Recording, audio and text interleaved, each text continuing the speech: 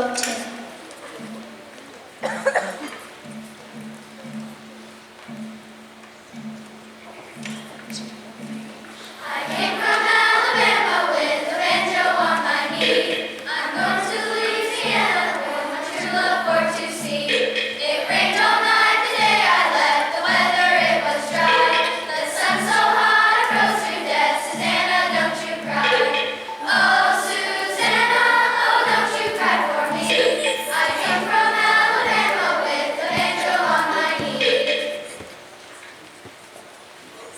In the second, there was a Russian singing the song of the Volga boatman.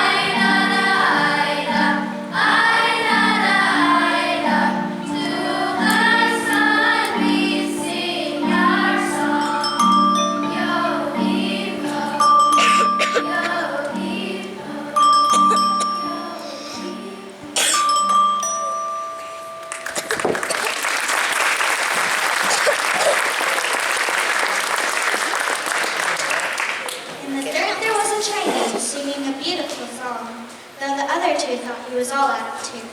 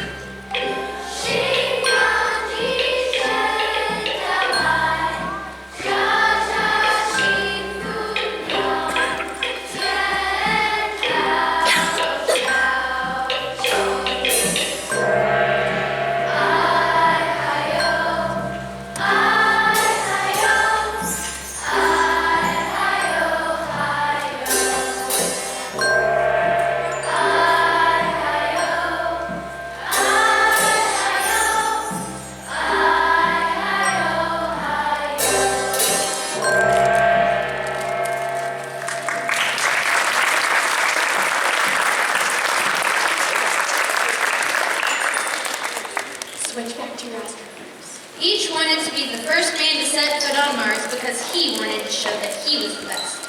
It so happened that the American didn't like the Russian, and the Russian didn't like the Chinese, and the Chinese was suspicious of the other two. This was because the American, to greet somebody, said, "How do you do?" "How do you do?" And the Russian said, "Привет." "Привет." And the Chinese said, "Ni hao." "Ni hao." They didn't understand one another, and each thought the other two were peculiar. Since all three of them were very smart, they landed on Mars at almost the same time. They got out of their spacesuits, wearing their helmets and their spacesuits.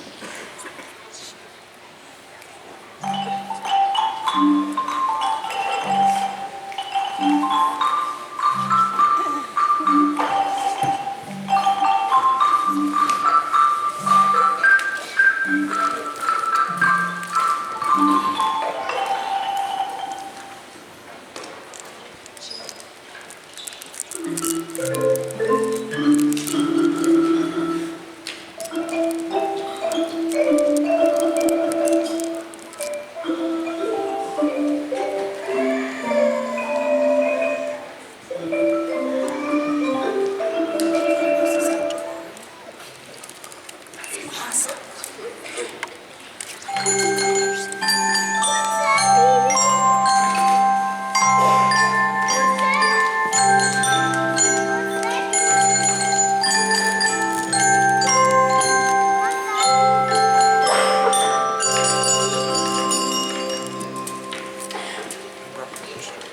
they found a marvelous and disturbing landscape. The ground was striped by long canals full of emerald green water.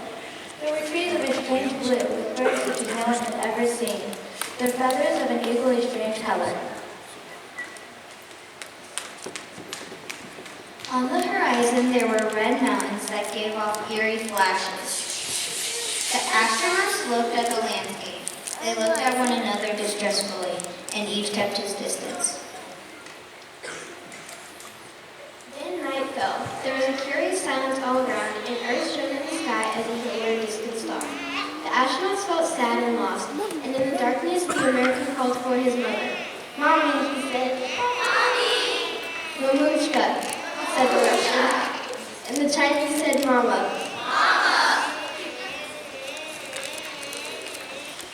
But they realized, almost at once, that they were saying the same thing and feeling the same feelings. So they smiled at one another, moved closer, and let a nice little cry. Each sang the song of his home country. Their spirits were raised, and as they waited for morning, they got to know one another.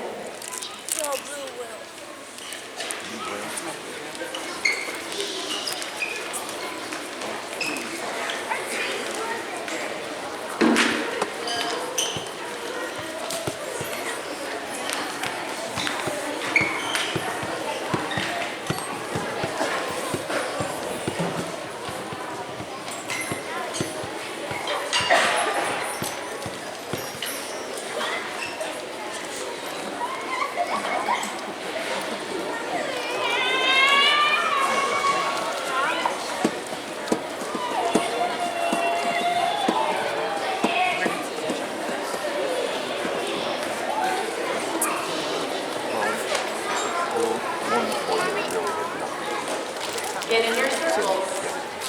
Mommy, Daddy, what did Sissy choose to eat? Don't get stuff on it. I don't know what she chose to go eat, buddy. Show me you're ready by your heads down. Hey.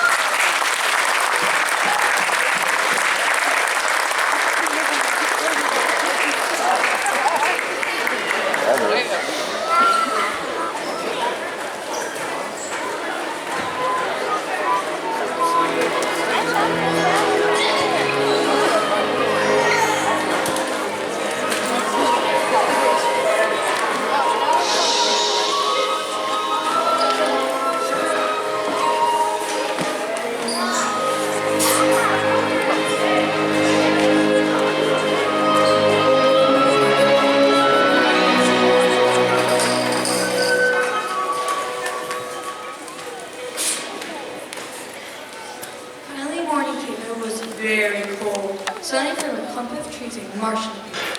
He was truly horrible to look at. Green all over with hair and 10 right instead of ears. A trunk and 6 arms.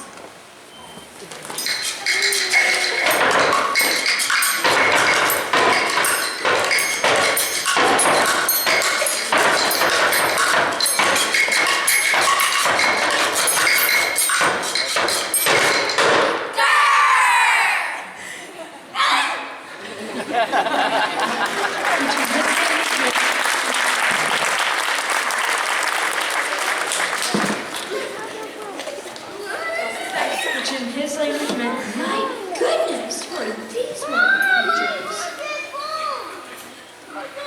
But the Earthlings didn't understand him and believed he had uttered a war growl.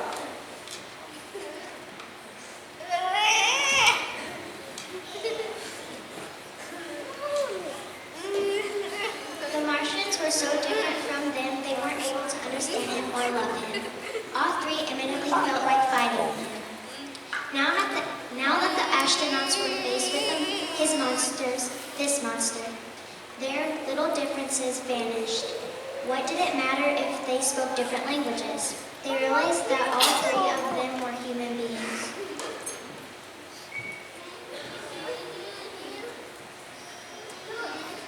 But this other one wasn't. He was too ugly. And the Earthlings thought that anybody who was ugly was also bad. So they decided to kill them with their atomic disintegrators.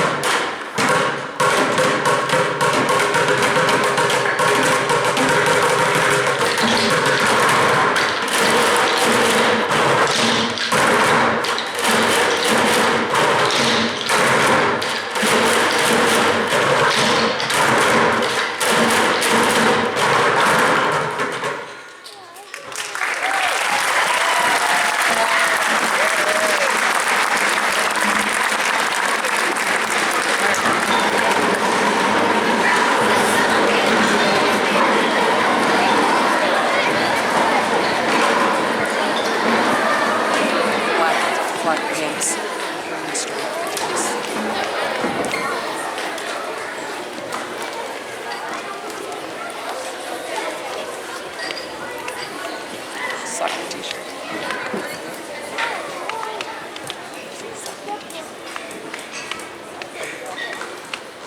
Finals.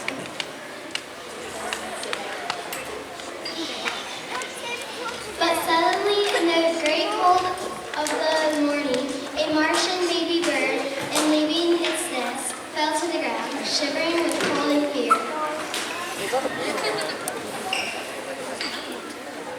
It cheeped desperately, more or less like a little bird on earth. It was heartbreaking. The American, the Russian, and the Chinese looked at it and couldn't help but shed a tear of pity. At the moment, something strange happened.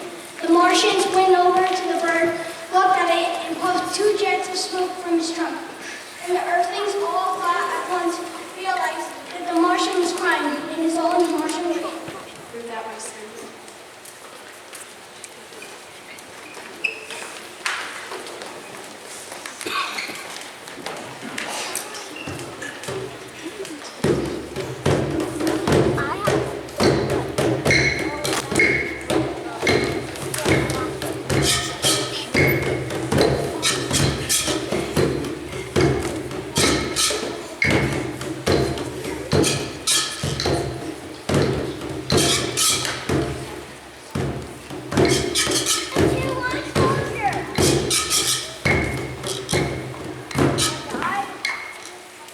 The Chinese turned toward his 2 friends from Earth. You see, he said, we thought this monster was different from us, but he likes animals too, and he can cry. He has a heart, and surely he has a brain as well. Do you still think we should kill him? There was really no need to ask.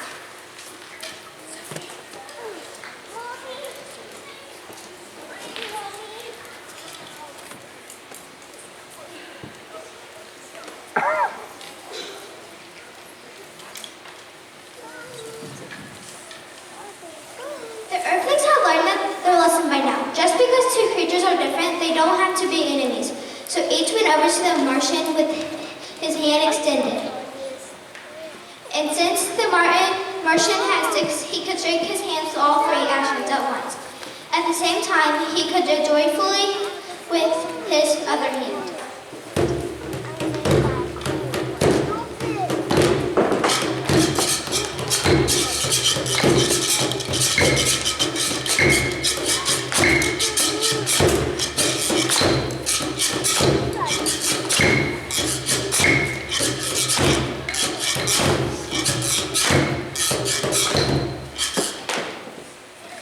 Pointing to the Earth up there in the sky, he indicated that he would like to take a trip to meet the Earthlings and figure out with them the way to found a great republic of space, where everybody could live happily ever after. Delighted, the astronaut said yes. And to celebrate the occasion, they offered him a little bottle of cool water they had brought from Earth. Overjoyed, the Martian stuck his trunk into the bottle and inhaled a healthy swig. Then he announced that he liked this drink a lot, even though it went to his head. And so the visitors realized that on Earth and on the other planets too, each one has his ways, and it's simply a matter of reaching an understanding.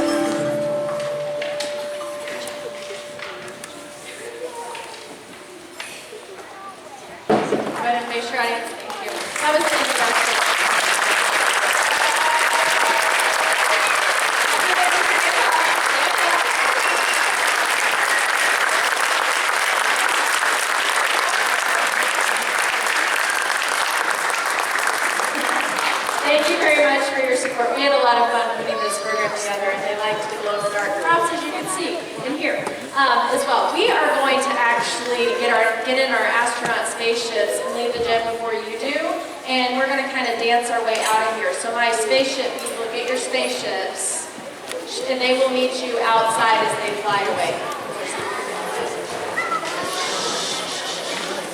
Great job, guys.